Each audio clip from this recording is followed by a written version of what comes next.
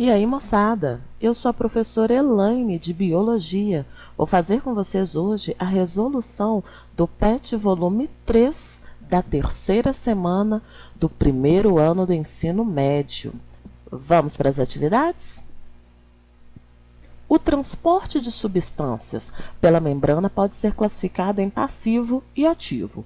O transporte passivo é aquele em que não há gasto de energia durante o processo. Todos os exemplos a seguir são de transporte passivo, exceto A. Osmose, B. Bomba de sódio e potássio, C. Difusão simples ou D. Difusão facilitada. Vamos primeiro recordar o que é o meu transporte ativo. O meu transporte ativo, moçada, é quando eu tenho gasto de energia. Então, em todos esses processos presentes nas minhas alternativas, a osmose, difusão simples e difusão facilitada são transporte passivo, que é o que me diz na minha questão, que é quando não há gasto energético nesse processo. E a única que é de transporte ativo, que é quando eu tenho sim gasto energético, é a minha bomba de sódio e potássio, que é a letra B. Vamos para a próxima questão? O uso de vinagre e sal de cozinha em uma salada de alface, além de conferir mais sabor, serve também para eliminar micro-organismos causadores de doenças como as amebas. O inconveniente do uso desse tempero é que depois de algum tempo as folhas murcham e perdem parte de sua estrutura.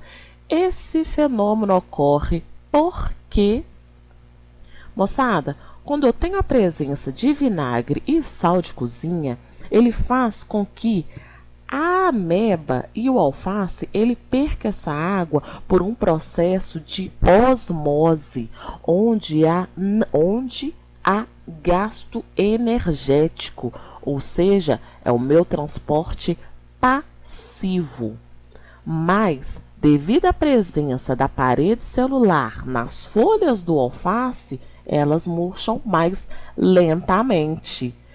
Então, na minha questão, eu tenho como letra A, as amebas morrem ao perderem água rapidamente por osmose, já as células de alface possuem um envoltório que mantém sua forma mesmo quando perde água por osmose e por isso murcham mais lentamente.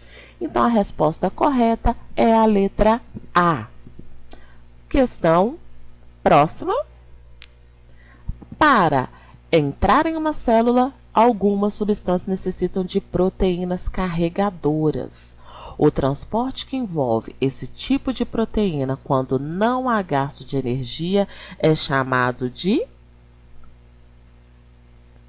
osmose, B, difusão facilitada, C, difusão simples, D, bomba de sódio e potássio ou E, de transporte ativo.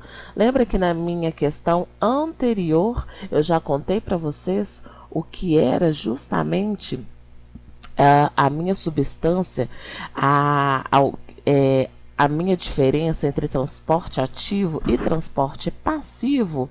Só que quando eu tenho o envolvimento de uma proteína, eu tenho neste tipo de transporte chamado de difusão facilitada.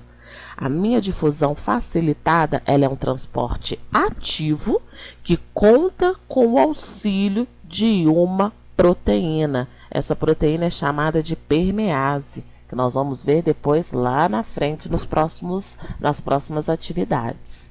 Próxima questão. Foi feito um experimento utilizando a epiderme de folha de uma planta e uma suspensão de hemácias. Esses dois tipos celulares foram colocados em água destilada e em solução salina concentrada. Observa-se ao microscópio que as hemácias Em presença de água destilada, estouravam e em presença de solução concentrada, murchavam. As células vegetais não se rompiam em água destilada em solução salina concentrada. Notou-se que o conteúdo citoplasmático encolhia. A que tipo de transporte celular o experimento acima está relacionado? Meninos, neste caso, nós estamos falando do processo de osmose, que é o processo em que a água move sem gasto de energia. B. Em que situação ocorre esse tipo de transporte? Ocorre, moçada, em casos em que há diferença de concentração. Tem situações em que uma solução mais concentrada está de um lado de uma membrana e em outro lado uma solução menos concentrada, até que essas concentrações dos dois lados da membrana se igualem. A que se deve a diferença de comportamento da célula vegetal em relação à animal? Explique a diferença de comportamento considerando as células em água destilada e em solução concentrada. Meninos, por causa da parede celular presente na célula vegetal, a mesma não irá se romper, portanto, mantém a sua forma. Já a célula animal, devido à ausência da parede celular, faz com que ela ganhe água até que ela se rompa. A figura abaixo mostra 3 tipos de transportes. Eu tenho em 1, 2 e 3 através da membrana plasmática. Então, analise. Tenho ali a presença da minha figura, onde eu tenho em 1, 2 e 3, tenho uma bicamada lipídica, tenho a permease. Lembro que eu falei lá no inicinho do vídeo quem era a minha permease? Proteína. E tenho permease em 3. Então, já sabendo dessas informações, assinale a alternativa que apresenta, respectivamente, o número que indica a passagem de O2 da água para as brânquias de um peixe e um transporte de glicose para o interior das células do corpo. A, 1 e 1, B, 1 e 2, C, 2 e 1,